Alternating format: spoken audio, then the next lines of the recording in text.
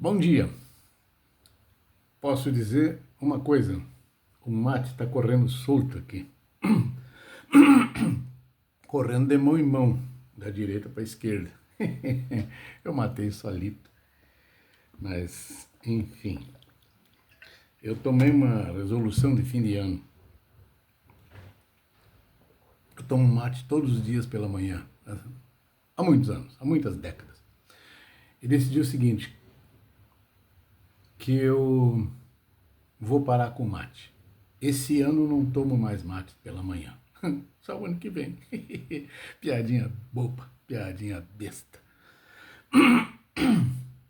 Mas eu tinha que dar o início da coisa, né? Vamos lá, gente. Bom, o assunto de hoje é um pouquinho mais espinhoso. É um pouquinho mais polêmico, vamos dizer assim. E muita gente pode não gostar do que eu vou dizer. Então eu quero já deixar bem claro, e se por acaso estiver assistindo esse filme no meio, volte para essa parte aqui assim, que é o primeiro minuto, né? Para entender, eu vou explicar agora, para depois não ser mal interpretado. O que eu vou dizer, eu vou falar a respeito da música de louvor e da música de adoração. Eu não vou falar dos músicos, eu não vou falar dos cantores, eu não vou falar da qualidade musical, porque eu não entendo. Eu não entendo de música. Quem entende de música são meus filhos. Né? O Michael, o Guilherme entende de música. O Michael, pianista, virtuose. Guilherme, virtuose, guitarrista, né? Violonista. Tá? Eu não entendo nada. Eu só escuto. E gosto ou não gosto. Só, simples assim. Mas o que eu quero falar é sobre o canto. Não a música em si, não a técnica. O canto vocal.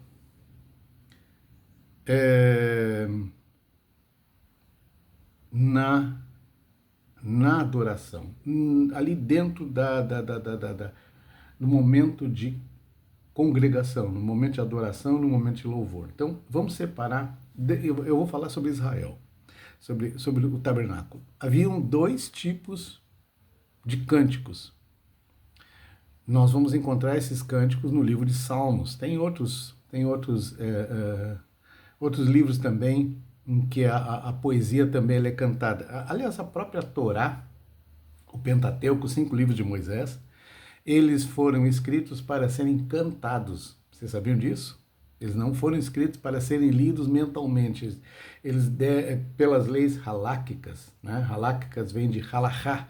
Halachá significa regulamentação, tá bem? Recomendação, a maneira correta, dentro dos costumes judaicos de procedimento. Então, as leis haláquicas, elas recomendavam, não sei como é que está hoje, mas lá no século, alguns séculos atrás, né, uns 10, 20 séculos atrás, que a Torá não poderia ser lida apenas mentalmente. Ela precisava ser pronunciada. Por quê? Por causa de uma lei que está dentro da própria Torá, Deuteronômio capítulo 6, que diz assim: Shema Israel, Adonai Eloheinu, Adonai Echad. Ouve, ó Israel, o Senhor é nosso Deus, o Senhor é nosso único Deus. Então ele começa com a ordem ouve. Para ouvir é necessário falar. Lá no livro de Apocalipse nós vamos encontrar a bênção daqueles que tem uma maldição também para os que não cumprem, mas a bênção daqueles que cumprem. Então diz assim: felizes os que falam, né, os que leem, significa ler em voz alta, os que ouvem, ouvir aquele que está lendo, ou ouvir a si próprio lendo, né? E os que guardam as palavras deste livro, tá bem? Então, a ordem é ouvir. Para ouvir é necessário falar. Portanto, a Torá foi escrita para ser lida, mais que isso, para ser cantada. Tanto é que existe até um software, existe um aplicativo que ensina a cantilena. O que é a cantilena? É aquele, por exemplo, Gênesis capítulo 1, verso 1, diz assim, como é? Deu branco agora. Tá. Bereshit bara Elohim et hashamayim ve'et haaretz. Tá? Então, essa cantilena, ela tem uma métrica, ela tem uma forma poética e ela tem uma entonação, uma acentuação silábica, tá? Que faz com que o cérebro, né, a mente, grave aquele momento. Tá? Então, por associação. Por que isso acontece? Porque vocês sabem que é muito fácil de imaginar que no tempo de Moisés não haviam livros como nós temos hoje, a facilidade que a gente tem hoje de pegar, abrir um livro e ler, né? Até mesmo quem é analfabeto, alguém vai ler para ele ali, enfim, a gente tem livros hoje. E mais, hoje a gente tem, nem vou falar da tecnologia, que você pode ouvir, tem a Bíblia narrada, assim por diante, tá? Mas naquele tempo não tinha. Então, haviam os rolos da lei, o rolo da lei, tá? Que é chamado de Sefer Torah, ou Sefer HaTorah, o livro da instrução. Torá significa instrução, orientação. Tá? O que acontecia? Como é que funcionava? Moisés, vamos lá para a origem. Moisés, ele abria o livro que ele próprio havia escrito sob a orientação de Deus. Há inclusive teólogos que no Talmud que acreditam, que creem que o livro de Gênesis, em hebraico chama Bereshit, Bereshit quer dizer no princípio, né? Que o livro de Bereshit, que o livro de Gênesis, ele não foi escrito, digamos, pelas palavras de Moisés, mas que ele foi ditado letra por letra, palavra por palavra, composição dele pelo próprio Deus. Tá? E que os demais livros tenham sido, digamos, inspiração de Deus, mas usando a linguagem de Moisés. Tá? Não tenho como saber isso. Tá? Agora, uma coisa é certa.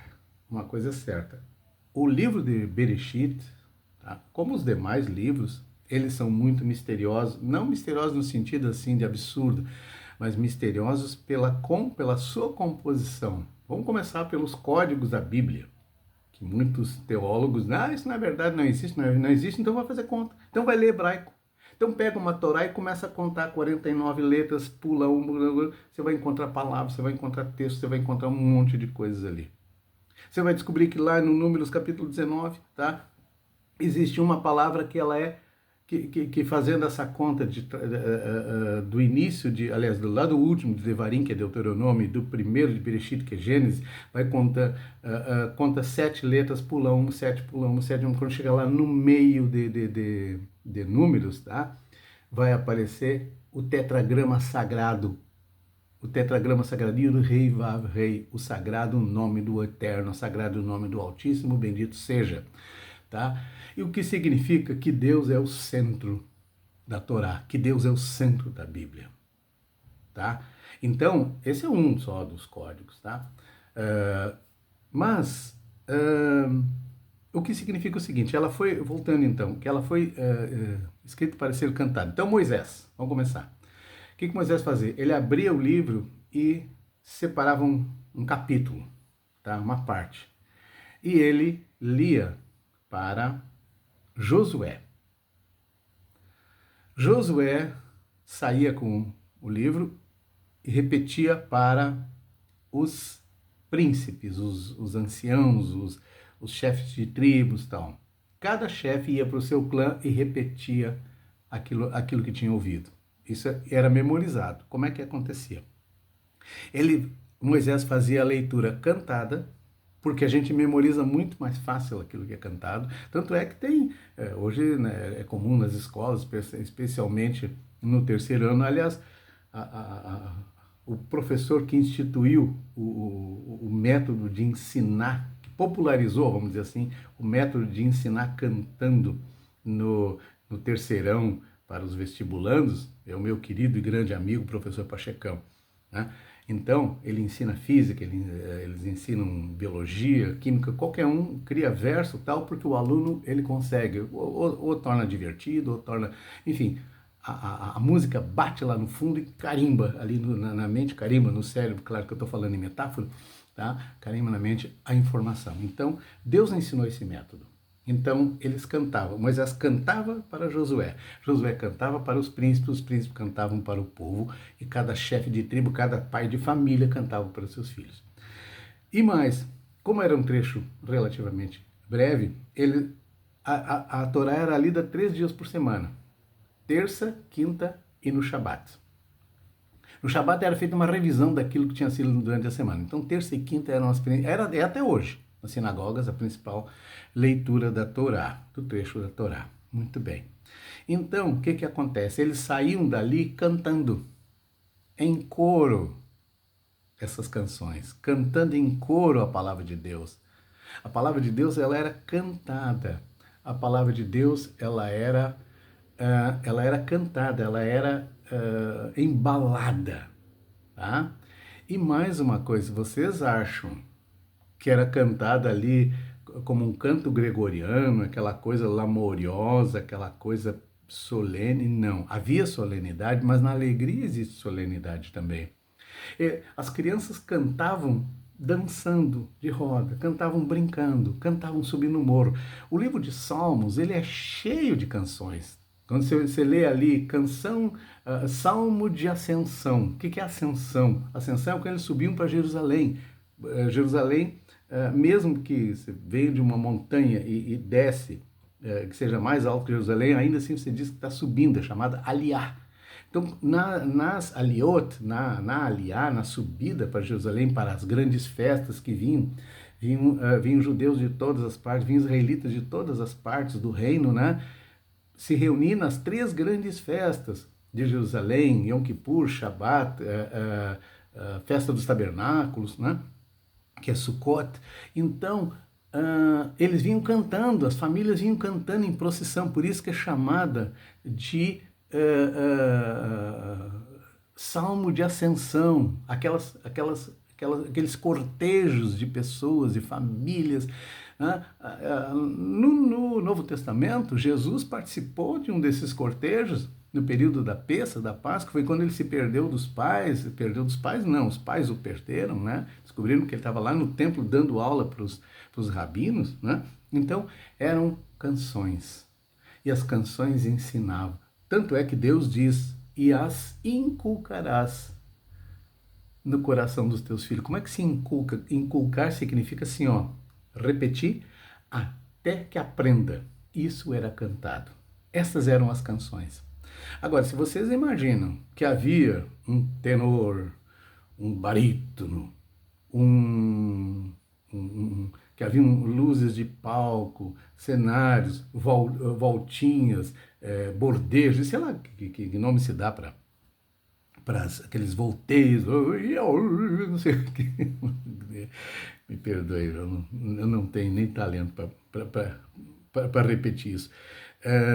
Não existia nada disso. As pessoas cantavam com o que vinha dentro da alma, com o que vinha dentro do coração. Pois bem, assim era transmitida a Torá através dos tempos, pelas canções, pelo cancioneiro. Depois, querem mais um exemplo? Vamos falar de canção? Quando Jesus teve com seus discípulos a sua última ceia, lembra? A última ceia? Não é nada a ver com aquela que Leonardo da Vinci pintou lá na capela de Santa Maria delle Grazie, que as pessoas acham que é um quadro, não é? Aquilo é um afresco lá no alto do refeitório, né? Exatamente no refeitório, porque é uma ceia e tal, das freiras, né? No século XV. Perdi o fio da meada. Sobre Jesus, tá? Então, a Bíblia diz que ao terminarem a ceia, tá? Quando ele repartiu o pão, repartiu o vinho, tá? Um dia eu vou falar sobre o pão e o vinho, que não é exatamente o que vocês estão pensando, tá? E não vou contradizer a Bíblia, mas enfim, deixa outra, não vou fazer 2 polêmicas no mesmo dia. eles saem, e a Bíblia diz que entoando um cântico, subiram até o Monte das Oliveiras. Entoando um cântico, eles saíram cantando.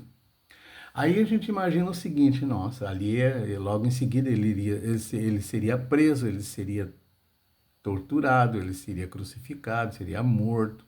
Então, o ambiente era pesado, deveria ser, nós imaginamos, né? Deveria ser pesado. E eles deve ter saído cantando um canto gregoriano, daqueles bem pesados, assim, que para pesar no coração. Nananina, não. A tradição diz que eles saíram cantando um cântico que em hebraico é mais ou menos assim, eu não lembro todo ele, tá? Hodul Adonai ki tov ki leolam hasdo.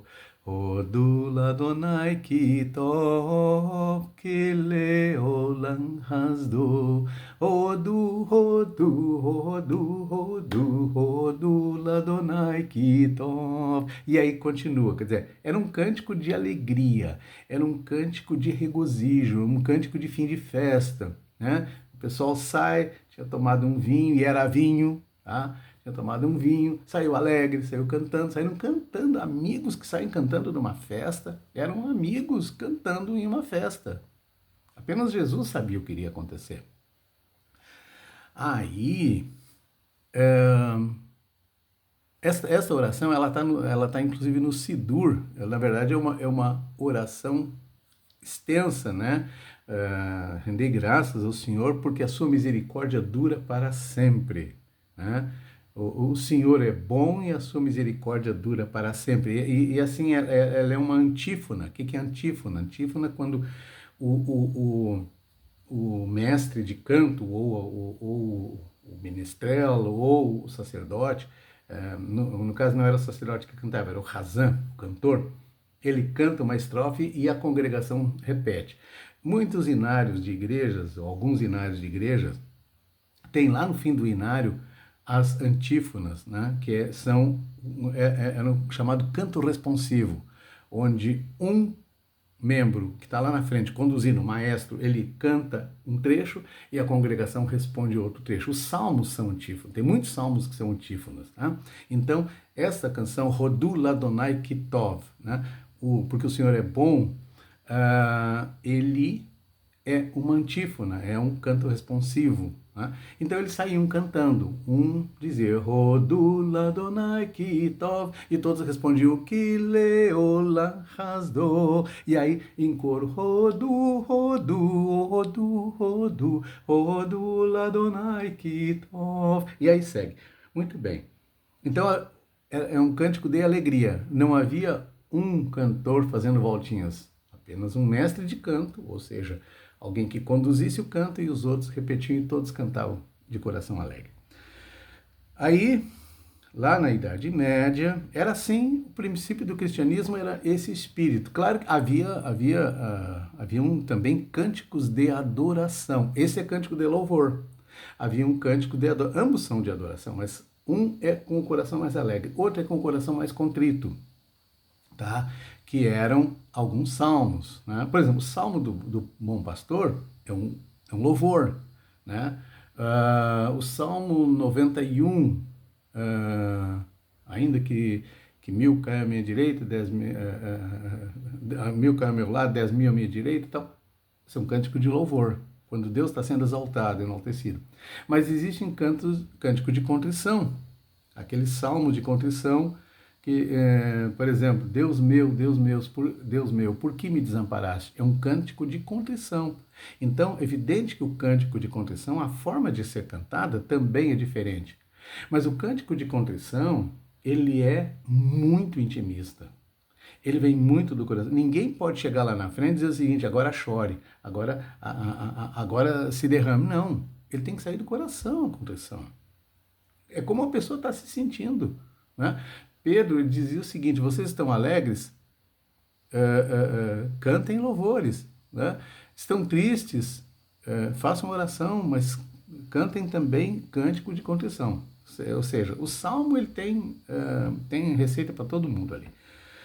Aí vieram, aí pelo século X, XII, por aí, não me lembro exatamente, entraram o canto gregoriano. Canto gregoriano, ele tem uma única nota, né? Então aquele é mais para ouvir o eco, é muito mais sonoro do que um poema. Não dá para entender muito o que é dito ali, até porque ele era citado em latim, o povo não sabia latim, e ficava aquela, tá? É bonito de ouvir, é agradável, é gostoso de ouvir, mas ele, sabe, é uma coisa batendo no vazio, tá? É um louvor? É. É adoração? É. Mas existe uma coisa chamada kavaná. Eu quero saber o que está sendo dito. É a história de você ouvir uma canção no outro idioma. Olha que bonita essa canção, vai ver uma canção satânica.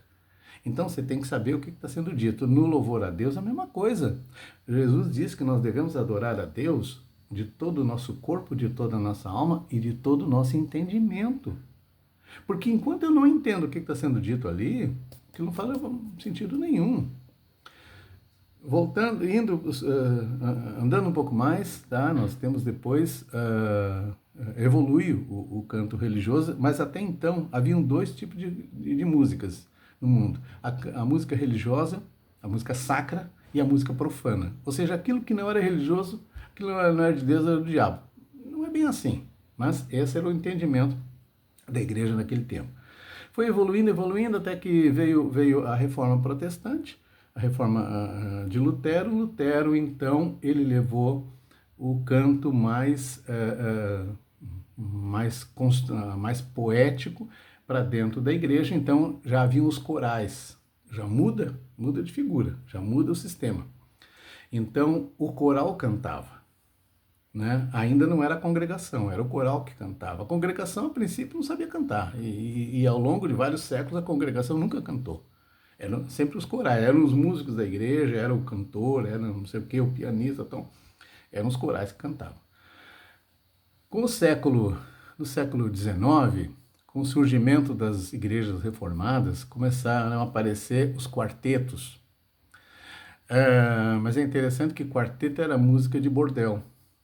Né? Era música, os quartetos, tal, afinadinho, tal, mas eles cantavam em bordéis. Mas também começaram a cantar nas igrejas e agradou porque quem não gosta de ouvir um bom quarteto, né? Quem não gosta de ouvir um bom vocal, acompanha. Mas daí já começou a haver a limitação de instrumentos, por exemplo, houve certo tempo da história, século XIX, por aí, século XVIII, em que o piano era considerado instrumento do diabo, não podia entrar na igreja, só órgão, aquilo que era de sopro. O piano não podia, porque as pessoas ficavam felizes, dançavam, tal, cantarolavam, tá? Isso foi evoluindo, tal, até que chegou aí principalmente nos Estados Unidos, ou seja, a música europeia, a música sacra europeia, ela sempre foi mais realmente de adoração. Era mais adoração. Não havia essa coisa do louvor alegre, etc., na música luterana. Não sei se existe até hoje, mas não havia. Nos Estados Unidos, tá, com a escravidão, os africanos foram levados para lá e o africano ele tem um modo diferente de adoração. Ele usa o corpo, ele usa a voz, ele sabe, por natureza, trabalhar a voz, e essa música começou, essa canção, esse louvor, ele começou a se encaixar com temas cristãos, com temas de louvor, temas bíblicos, né? Quando eles mudam de religião, eles são convertidos ao cristianismo, né? Ou porque querem, ou na maioria à força, talvez, não importa, são convertidos ao cristianismo, e eles adotam, então, novos temas, mas ainda trazem aquela batida, aquela ginga do africano, que é muito bonita. Então, e vai se transformando. Aí começa aí um misto da música country, que é a música raiz, né, com a música africana dentro das igrejas, e nasce aí então o chamado gospel. Gospel significa evangelho, boas novas, mas então, ou seja, é a música pela música, mas dedicada a Deus, dedicada ao Senhor, que é o gospel. E o gospel começa a crescer, né, dos movimentos gospel, começa a nascer o blues, o jazz, tal, mas são sempre canções, na grande maioria são canções muito tristes. Mas olha que interessante, são canções tristes, por exemplo, Sometimes I feel like a motherless child. Sometimes I feel like a motherless child. Ou seja, às vezes eu me sinto como uma criança sem mãe. Elas falam do sofrimento. Tá?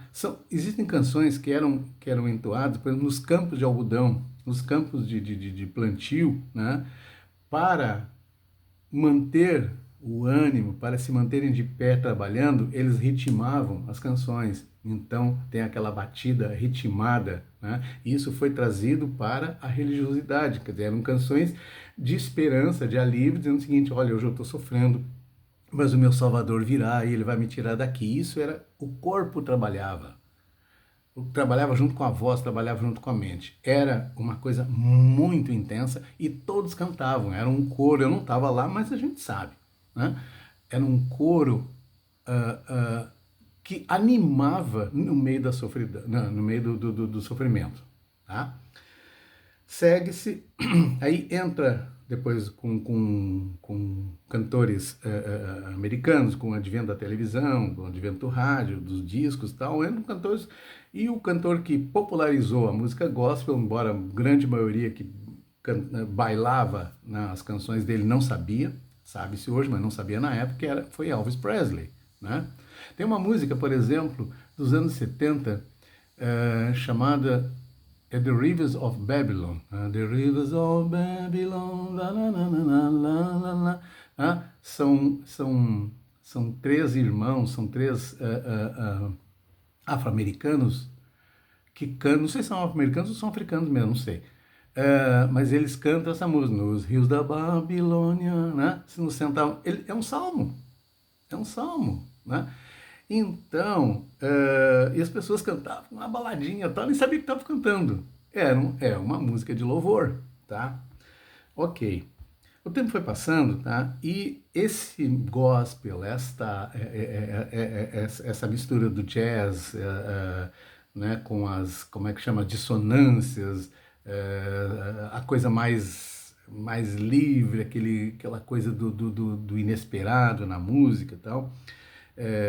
Quem entende música vai achar que eu estou dizendo besteira aqui, porque eu não entendo do nome das coisas, mas é a minha percepção. Muito bem. O que acontece? Deixa eu dizer o seguinte: eu tenho 67 anos e eu fui criado numa igreja tradicional, né? Onde o que acontecia? Alguém ia lá na frente, abria um hinário, ou o pregador dizia: olha, hino tal, né? Geralmente 4, 6 hinos por culto, e todos abriam seus hinários e todos cantavam. A congregação cantava. Não existia playback, não tinha CD, não tinha nada. Era a congregação cantava. Então não importa, ninguém sabia quem cantava mais afinado ou desafinado. Por quê? Porque a ética, a boa educação, né, uma das regras da boa educação na música diz o seguinte: não deixe que os outros percebam que a tua voz é diferente dos demais, ou seja, não tenta te exaltar, tá? Mantém o mesmo nível, mantém o mesmo ritmo, ou seja, te integra no conjunto, te encaixa, te adapta, né? Então, e com isso a gente acaba aprendendo um pouquinho de musicalidade também. Alguns entendiam de música, quem entendia puxava a música, quem não entendia ia atrás, saía desafinado, mas todos cantavam. Com o advento dos meios eletrônicos, né, vieram os CDs, vieram os pendrives, assim por diante, as mesas de som. Então o cara mais bonito, mais importante e tal, era o cara que ficava na mesa de som mexendo ali e tal, botando playback. E com o passar do tempo as pessoas não cantavam mais, pararam de cantar. Então, durante os últimos anos que eu frequentei uma igreja tradicional, a igreja cantava, mas quem cantava atrás era o playback, né? Existem inários inteiros em playback e tal, ou só com a música, não tinha pianista, não tinha organista, não tinha ninguém que tocasse, ou então com a canção inteira e todo mundo desafinando atrás. Chegou um ponto em que começaram a surgir os solistas. Então vinha um coral, de fora, ou da própria igreja, da própria congregação, e nesse coral, cantava muito bonito, né? Volta a seus corais, a congregação começa a cantar menos, e aí o solista vai lá com a roupa cheia de purpurina, brilhos, etc., fumaça, e canta, e começa a dar volta. Pega uma palavra, uma única palavra, ele fica 1 minuto dando volta naquela palavra, tá? E eu não vou criticar o que ele está cantando, o espírito com que ele está cantando, mas eu vou dizer o seguinte: chegou um ponto que eu não me sentia mais pertencente a esse tipo de congregação, a esse tipo de louvor. Porque o louvor original é aquele em que eu canto, mesmo desafinado, mesmo não entendendo de música, mas que eu canto, que eu coloco a minha alma, né? Quando eu estou triste, a minha avó cantava sempre assim, o dia que ela estava triste eu sabia pelas canções que ela cantava, pelos hinos que ela cantava, o dia que ela estava feliz, então ela dizia o seguinte, ela cantava assim, mais perto quero estar, desafinado assim, tá? Deus meu de ti, ainda que seja dor, que me una a ti, eis meu constante orar, mais perto quero estar, mais perto quero estar, Deus meu de ti. Então, sabe, havia um envolvimento pessoal com a canção. Por quê? Porque eu, apesar da dor, eu quero que Deus esteja perto de mim. A letra me dizia isso e a melodia era só para que a letra fluísse melhor. Chegou um ponto em que eu via assim solistas cantando, dando volta, fazendo caras e bocas, teatralizando. Aí o pregador manda apagar a luz, naquele momento ele faz aquele apelo final e entra o solista com uma canção, sabe, que deveria tocar lá no fundo da alma, as pessoas ficam olhando, ficam até tocadas, sensibilizadas, mas não participam, não participam mais. Quando nós instalamos a nossa pequena sinagoga judaico-adventista em Florianópolis, eu passei a frequentar também sinagogas judaicas tradicionais, pelo meu bom relacionamento com a comunidade judaica, e eu aprendi muitas coisas com eles. E uma coisa que eu aprendi com eles é o seguinte: todos cantam, todos participam. O culto hebraico, o culto não se chama culto, o serviço religioso, o serviço de cântico judaico, tá? Existe o Hazan, que quer dizer cantor. Eu sempre achava que quem cantava era o rabino. Não. Quem conduzia o serviço religioso é o Hazan, tá? O Hazan, ele tem uma parte em que ele canta em hebraico um determinado trecho. Mas a congregação inteira canta, ou seja, a antífona, né? O canto responsivo em hebraico, tá? Em hebraico, então tem uma regra lá, havia uma regra lá, não sei como é que está hoje, havia uma regra lá em que só se cantava hebraico. Então chegou um ponto que até o pessoal nos olhava torto, né? A gente era visitado por adventista e tal, e aqueles cantores que vinham, não, porque eu quero cantar na sinagoga judaica adventista, tal, eu quero cantar para os judeus e tal, e eu só perguntava, você canta hebraico? Não, não, então desculpa, mas aqui você não vai cantar não. Aqui não tem lugar para solista. Até tinha lugar para ser. Nós tínhamos, por exemplo, um grande solista, meu querido amigo e irmão, meu Javer em hebraico é amigo, né? O maestro Fernando de Carli. Tinha outro, o Maurício Quinte Fortunato, um barítono. Os dois são barítonos, se eu não me engano, tá? Belíssimas vozes. Eu ficava extasiado vendo eles cantarem Yerushalayim Shel Zahav, quando o Fernando cantava Nahamu, né? Consolai, consolai. Belíssimo, mas tem um detalhe. Eram expoentes. Era muito... Olha, outra coisa. A gente tinha que insistir com eles. A gente tinha que implorar que eles fossem cantar. Eles não chegavam lá de vestido de purpurina, não, porque eu canto não sei o quê, porque eu vou fazer uns floreios, eu quero o som, vamos afinar o som. Não tinha nada disso. As pessoas cantavam. As pessoas simplesmente cantavam com a sua alma, cantavam com o seu coração. E todos cantavam. Então, eu sinto falta disso. Eu sinto muita falta disso, tá? De ver congregações cantando com toda a alma, sem caixa de som, sem microfone alto, sem pregador berrando, sem pregador fazendo teatro, mas as pessoas ali com a alma derramada, a alma se derramando diante do Criador e buscando a sua paz. Acho que é isso. Adonai Vishmerecha, Yahweh Adonai Panavelecha, Viknekasa, Adonai Panavelecha, venha sem lecha Shalom. Que o Senhor te abençoe e te guarde, que o Senhor faça resplandecer o seu rosto sobre ti, que o Senhor sobre ti levante seu rosto e te dê a paz. Shalom.